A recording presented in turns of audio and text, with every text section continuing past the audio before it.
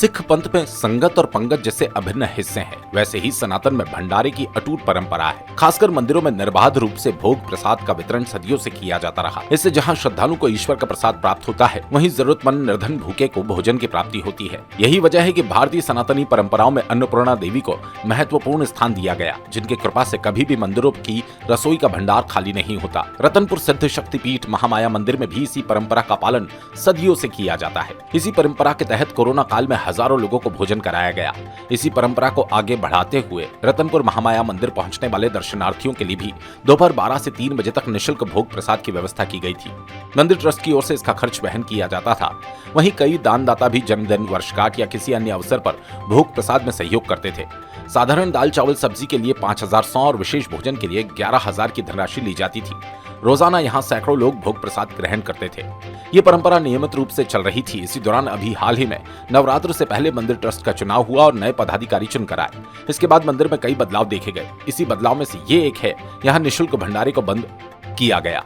नई कार्यकारिणी ने आते ही सबसे पहले मंदिर में जारी निःशुल्क भंडारे को बंद कर दिया, जिससे न केवल श्रद्धालु निराश लौट रहे हैं, बल्कि आसपास रहने वाले दरिद्र नारायण भी हैरान हैं। मां महामाया का भंडार अकूत है। इसमें दिन प्रतिदिन बढ़ोतरी हो रही है।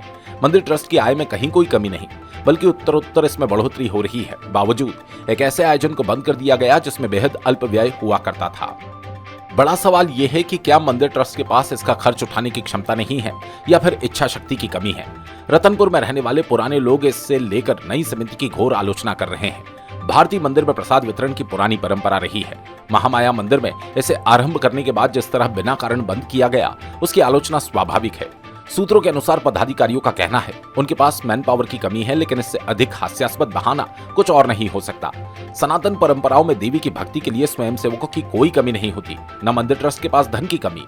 और अगर एक बार ये घोषणा कर दी जाए कि दानदाता मंदिर के भोग प्रसाद का खर्च उठाएं, तो फिर निसंदेह इसके लिए भी कतार लग जाएगी।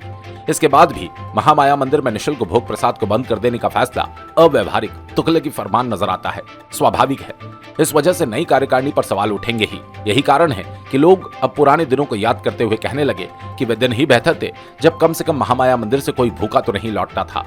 कैमरामैन देव यादव के साथ रवि ठाकुर की रिपोर्ट।